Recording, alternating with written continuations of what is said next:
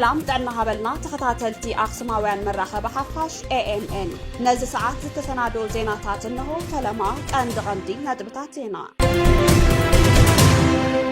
أب تجري بسنكي عقداد مجدالن بوليتيكاوي زغدن منسيات ناب حدا جنيا سدتي ينبحوا له توهيلو أب تجري زلاغ سلام زي متقالو كند مخنيات مهور تجراوي أب بوليتيكا أتعدي سلا زي ساعة في يلوم أيتعلو لا سلامون ودو بحبرات المنقصات أب قجت زلون هاجرات زلاغ سلام نموحاس زخيل حدش ناي سلام مدرخ يدالو كم زلو أفليتو أب ديمقراطياويت ريبابليك كونغو قزري بإيبولا زموتو سبات يوسخ كم زلو تحبيرو نايزيو من كالوتن زرزر كسعبيو سناي مكتتال أب تجري بسنك عقداد مجدالن بوليتيكاوي زغطن منسيات ناب حدش سدس يمرحو اللو تباحيلو كاب كتما وقرو ولدي أب لعددكم زبتح زلو قدب ألبو زغطي زسعو زلو سنو البوناوي هاسيا قليزوم أبز اوان كاب مولادو زي مولادي حيش ناب زبل كابيد ناي تسفا مغرات حتو زودغو ولدي سقايو من سقاي دقو من أقاليعوم جمزي ولدي كاب وقرو كم زحبرو منسيات تجري أب منقو عقداد مجدالن حدقنيا سدتنا لو كبلو زحبرو اتو مهاب تريتو أب تجري بسنك زر أزلو وتعدراوي ودري عقداد مجدالن بوليتيكاوي زغطن منسيات نابزي تدلي موتن حدقنيا سدتن يقددو مهلاوم كابت كباب زوتو زتفلاليو منجتات حبيروم بفلاي كاب كتما وقرو زترخبو مرحت سدران ولدن كم زقلتو اتي أب لعل منسيات زبتح زلو زغطي نملا حبرتسب ناب كبيد ناي تسفا مغراتن سنلبوناوي حاسيان اتيو يركبيلوم يخون مبر أب زحزوان أب تجري بحيل سلطان حيزوم زلو أكالات كادرتاتو من أب لعل منسيات زنبرو وتعدراوي قوسقواسن زغطن كاب معلتنا معلتي إنا وسخي خيد كم زلو اتوم منجتات يردو منسيات تحابيو من تترخيبوم بغدتا بحيلين أب ماكلات تعليم يوسدو كم زلو تقليزو أب زيبتو ساخي أبوشدة حبرتسب ناي تقامو منفسن دهالوين كنلو بجنزب بزتدللو أكالات بيلو وشتاوي زي متأممان كسفن يقبر مهلاو تتابعتي سباوي مسلات ناي عين مسكرات حبيروم ات بسم إذا عدي ناي زتسوو إيا بزبل بروبوغاندا زكايت زلو ناي مقدال قوسقواس ندك إدخاتات مناسيت راي إلامات قبر مخانو اتوم ولدي بمرتن بغطعن يقنزو كاب كتما وقرو زرخبنا يوم ولد كم زحبرو اتوم ناي تقجل مرارحان سبسلطانن دق ومن سدرابيتومن أب مچو هيوتن نانبرو ندك إدخاتات جن تزي تسوي خالا إذا عدي أي عد خان بمبال كبيد ناي مورالن بوليتيكان تغطي يقبرلو ملو إذا فلوينتن ناي فتحي متصوابن دما نبزوحات منسيات كابت كبابي حات إلوم كوتون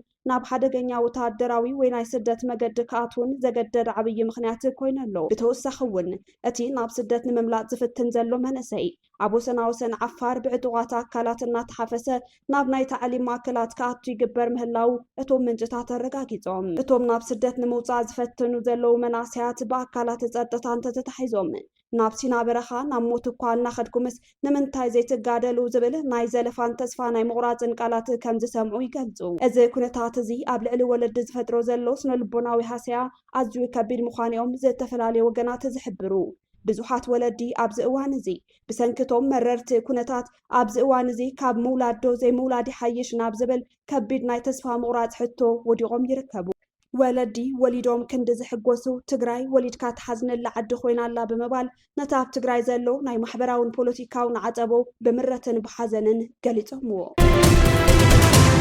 أب منقو مرحت قجل حوحاتن فيدرال منقس إثيوبيان زغطل بوليتيكاوي وطري أب جاف مبزحو سقات فتيرو أب تجراي زكايدو زلو تعوغات هزباوي أخيباتاتن أب محبرسب زفترو كبيد ناي هلو الناس قاتن كند مرايات مدلاو كينات مخانم صوب ميا بوليتيكا أنا قلت ويركبو أب منقو مرحت تكللن فيدرال منقس إثيوبيان أنا قدد زخيد زلو بوليتيكاون وتعدراون وطري ات وطري ناب داغماي دم فساس دويس ناب زلاغي ناي سلام فتح كمرح يخل حتى كله دلاي سلام كوينلو دحرتاب تجراي زتخايده كبيد ناي صنتت كوينات حز دما اب زتفلالي كتماتات تاكلل بزعق زكايدو زلو زي تلمدو حزباوي اخيباتاتن مغلصتاتن لحزب تجراي بفلاي نزوبا قرنا افريكا دما بحفشا ناب حدوش ناي هلونا سغاتن رعدن يأتوو كم زلو تغليصو بمسرت كابت بوتا زبصحونا حبريتاتاتن ناي ميديا ريبورتاتن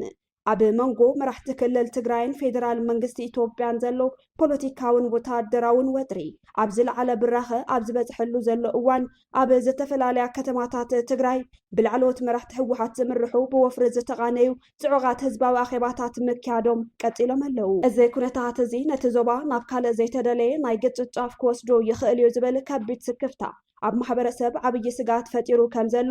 ቢቢሲ ከምኡ እውን ዝተፈላለዩ ናይ ዜና ምንጭታት ሓቢሮም ኣለው። እቶም ኣብ ዝተፈላለዩ ከተማታት ትግራይ ብላዕለዎት ኣመራርሓታት እቲ ባህጊ ኩናት ዘለዎ ጉጅለ ዝካየዱ ዘለው ኣኼባታት ብዓብዩ ኣብ ህልው ፖለቲካውን ወታደራውን ኩነታት ዘተኮሩ ምዃኖም ተገሊጹ ኣሎ። እዞም መድረኻት እዚኦም ነባር ዓቕሚ ምልስ ተጋደልቲ ስድራ ስዋእትን መናሰይን ብዝብል ብርክታት ተኸፋፊሎም ዝካየዱ ዘለው ኮይኖም ዘበት ንብሔራዊ ብርሰት ብዝብል መሪሕ ቃል ዝካየዱ ዘለው እዮም።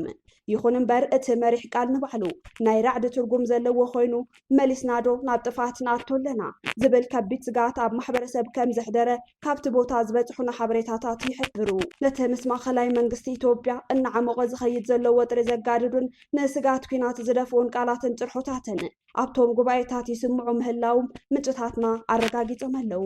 ኣብዞም ኣኼባታት ካብ ዝተፈላለዩ ክፍልታት ማሕበረሰብ ዝተኣከቡ ተሳተፍቲ ብዛዕባ መጻኢ ዕድል እቲ ክልል ብርክት ዝበሉን ተሪራትን ኣከራኸርትን ዛዕባታት የልዕሉ ከም ዘለው ተገሊጹ ኣሎ።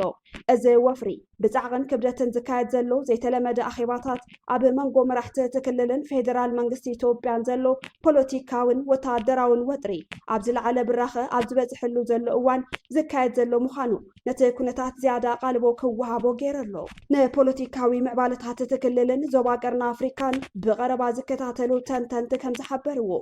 እዚ ሕዚ ዝረኣይ ዘሎ ምዕባለታት ነቲ ምስ ማእከላይ መንግስቲ ካብ ግዜ ናብ ግዜ ፈኸም እናበለ ዝመፀ ወጥሪ ናብ ካልእ ዘይተደለየ ናይ ግጭት ጫፍ ክወስዶ ይኽእል እዩ ዝብል ስጋት ኣለዎም። ብኣንጻሩ ድማ ገለ ወገናት እዚ ዓይነት ኣኼባታት ምስ ነበርቲ እቲ ክልል ብምምኽኻር ህዝባዊ ውሳነታት ንመሓዝን ሰላማዊ ፍታሕ ንምምፃእን ኣወንታዊ ውፅኢት ክህልዎ ይኽእል እዩ ዝብል ተስፋ ዘለዎም እውን ኣይተሰኣኑን። ከም ርድኢት እዞም እዚ ዓይነት መርገፂ ዘለዎም ሰባት ትግራይ ሚዛናዊ ሓይሊ ዘለዋ ክትመስል ስለ ዝሕግዝ ናብ ሓዱሽ ናይ ድርድር ምዕራፍ ከም መሰጋገሪ ይጠቅም እዩ ክብሉ ይምግቱ። እቲ ኣብ ትግራይ ዝቐፀለ ናይ ጉባኤታት ፃዕቂ ተኸቲሉ ብወገን ማእኸላይ መንግስቲ ኢትዮጵያ ካብ ናይ ሚድያ ፕሮፓጋንዳ ክሳብ ሰራዊትን ኣፅዋራትን ምንቅስቃስ ይቕፅል በምህላው ኣብ ማሕበረሰብ ትግራይ ከቢድ ናይ ኩናት ስጋት ፈጢሩ ኣሎ። ብሓፈሻ ኣብ ከተማታት ትግራይ ዝካየዱ ዘለው ፅዑቃት ኣኼባታት ንመጻኢ ኣንፈት እቲ ክልል ተወሳኺ ናይ ህዝባዊ ስቅያትን ኩናት ካብ ምምፃእን ሓሊፎም ናይ ሰላም ተስፋ ክህልዎም ከም ዘይኽእልን ህዝቢ ፈትዩ ጸሊኡ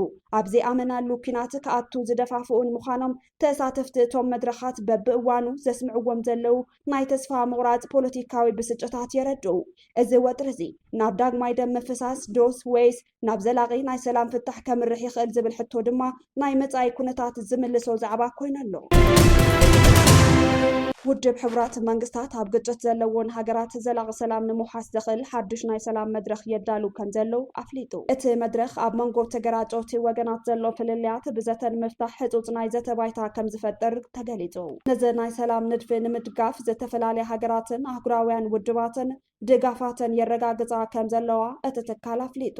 ኣብ መላእ ዓለም ኣብ ዝርከቡ ናይ ግጭት ቀጠናታት ዘላቒ ሰላም ንምውሓስ ዘኽእል ሓዱሽ ናይ ዲፕሎማሲ መድረኽ ምድላው ከም ዘሎ ዘፍለጠ ውድብ ሕቡራት መንግስታት ነቲ ኣብ መንጎ ተገራጮቲ ወገናት ዘሎ ዓሚቕ ፍልልያት ብምፅብፃብ ንወለዶ ዝፀንሕ ግጭታት ብዘላቒ መንገዲ ንምፍታሕ ዘኽእል ናይ ዘተ መድረኽ ንምኽፋት ምድላዋቱ የጠናቅቕ ከም ዘሎ ኣፍሊጡ። ውድብ ሕቡራት መንግስታት 16 ሓምለ 2018 ዓ.ም ኣብ ዝሃቦ ወግዓዊ መግለፂ ኣብ ግጭት ኣብ ዝርከባ ሃገራት ዘላቒ ሰላም ድሕንነትን ምርግጋእን ንምውሓስ ዘኽእል ሓዱሽ ናይ ዘተ መድረኽ ንምኽፋት ዘኽእል ምድላዋት ኣጠናቂቑ ከም ዘሎ ኣፍሊጡ። ዋና ጸሓፊ እቲ ውድብ አንቶኒዮ ጉተሬዝ ኣብ ዝሃብዎ መግለፂ እዚ ሓዱሽ ናይ ሰላም መድረኽ ነቶም ብሰንኪ ግጭት ዘይምርግጋእ ዝረኣየሎም ዘለው ከባብታት ብቐጥታ ዘተን ናይ ዲፕሎማሲ መገድን ንምእላይ ዝዓለመ ምሁርን ዘመናውን ናይ ሰላም ንድፊ ምዃኑ ገሊፆም። እዚ ብውድብ ሕቡራት መንግስታት ዝተመደበ ሓዱሽ ናይ ዘተ መድረኽ ነቶም ንዓመታት ዝፀንሑ ናይ ፖለቲካውን ወታደራውን ግጭታት ብወግዓዊ ናይ ዘተ ባይታ ንምእላይ ዘለዎ ተወፋይነት ዘርኢ እዩ። እቲ ውድብ ከም ዝሓበሮ እዚ ናይ ዘተ መድረኽ ንተገራጮት ወገናት ኣብ ሓደ ሰደቓ ብምእካብ ብመንገኛነት ኣቢሉ ዘላቕ ሰላም ንምምጻእ ዝዓለመ ምዃኑ ገሊጹ ኢኮኖምያውን ማሕበራውን ዕንወታት ብምጥባብ ኣብ መንጎ ተገራጮት ሓይልታት እምነት ንምህናጽ ዝሕግዙ ዝተፈላለዩ ናይ ሰላም ንድፍታት ኣብቲ መድረኽ ከም ዝቐርቡ ተገሊጹ ኣሎ ብተወሳኺ እቲ ውድብ ኣብተን ብግጭት ዝተጎድኣ ሃገራት ናይ ሰብኣዊ ሓገዝ ኣወሃህባ ንምምሕያሽን ንዜጋታት ዘላቒ ድሕንነት ንምውሓስን ዘኽእሉ ናይ መዋቕር ለውጥታት ክግበር ምዃኑ ኣፍሊጡ ኣሎ ኣብዚ ናይ ዘተ መድረኽ ዝተፈላለዩ ናይ ሲቪል ማሕበራት ናይ ሃይማኖት መራሕትን ናይ ደቂ ኣንስትዮ ውድባትን ብንጡፍ ክሳተፉ ምዃኖም ተገሊጹ ኣሎ ኣብ መወዳእታ ውድብ ሕቡራት መንግስታት ኩሎም ተገራጮት ወገናት ነዚ ዝተኸፈተ ናይ ሰላም ዕድል ብምጥቃም ናብ ናይ ዘተ ሰደቓ ክመጹን ንህዝቦም ዘላቒ ሰላም ክህቡን ጻውዒት ኣቕሪቡ ኣሎ ኣብ ዲሞክራሲያዊት ሪፓብሊክ ኮንጎ ቁፅሪ ብኢቦላ ዝሞቱ ሰባት ይውስኽ ከም ዘሎ ተሓቢሩ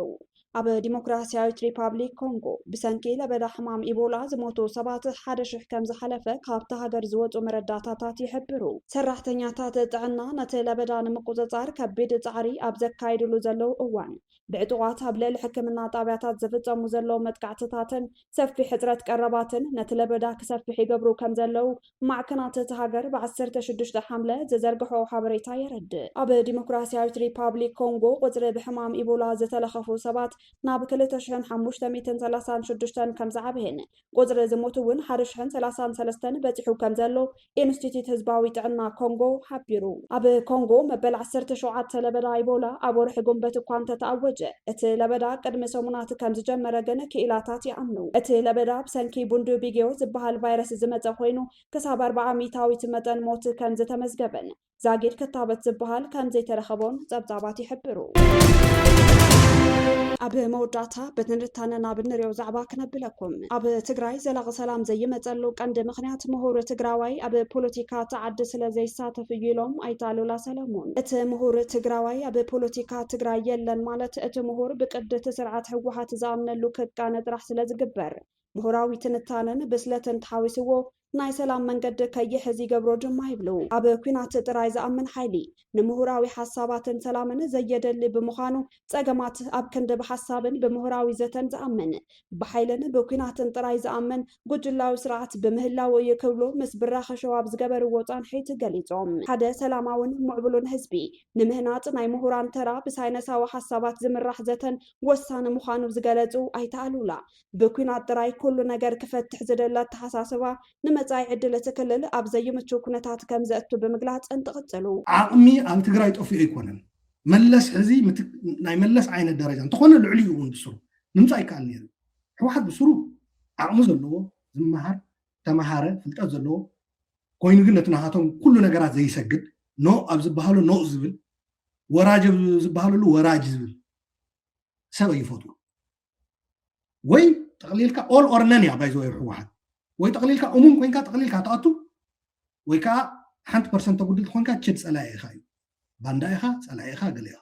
ስለዚ ኣብለካ ደለ 83 ዝነበረን ዓቕሚ ሕዘለና ዶ ትልካኒ የብልናን ኣይተ ኣሉላ ሰለሞን ቀፂሎም ብዛዕባ ዘለው ዓበይቲ ፖለቲካውን ሓይላውን ምዕባለታትን ትገልጹ ድማ ኣብ ትግራይ ዘሎ ሓይሊ ምስ ግዳማውያን ሓይልታት ብምጥዕዓም ዝገብሮ ዘሎ ምንቅስቓስ ንዘላቒ ሰላም ህዝቢ ትግራይ ኣብ ሓደጋ ዘእቱ ምዃኑ ይገልጹ ምስ ሻዕብያ ኮነ ምስ ሱዳን ዘሎ ርክባት ብዝተጸንዐ መንገዲ ኣይኮነን ነዚ ድማ እዩ ንረብሓቶም ሓይልታት እምበር ንረብሓ ህዝቢ ትግራይ ኣይኮነን ንብል ይብሉ እዚ ኣጋርነት ዝበሃል ዘሎ ምርኻብ ምስ ሱዳን ምስ ግዛዕ ዝበሃል ዘሎ ኣነ ረብሓን መሰልን ህዝቢ ትግራይ ይኽብረሉ ኢላ ኣይኣምንን ክንፈ ትዝምድና ትርክብ ኣይኮንኩን ዝብሎ ዘሎ ሓደ ቶም መጣምርትና ብዝግባእ ኣፅኒዕናዮም ዲና እዩ ሕዚ ኣብ ሻዕብያስ እንታይ ኢና ንኸውን ዘለና እየ ዝብላ ነባይዘ ሻዕብያ ዝደልየና እታ ጀኖሳይድ ክንሓፅበሉ ነፃ ክነውፆ በቃ ካብ ትግራይ ዝደልየን ትግራይ ዓቕሚ ከነባርዎ ንሪኦም ከለና ካብ ኣኽሱማውያን መራኸቢ ሓፋሽ ናይዚ ሰዓት ዜናታት ክትከታተሉ ፀኒሕኩም ንምክትታልኩም ነመስገን ምስ ዝተረፉ መደባትና ሰናይ ግዜ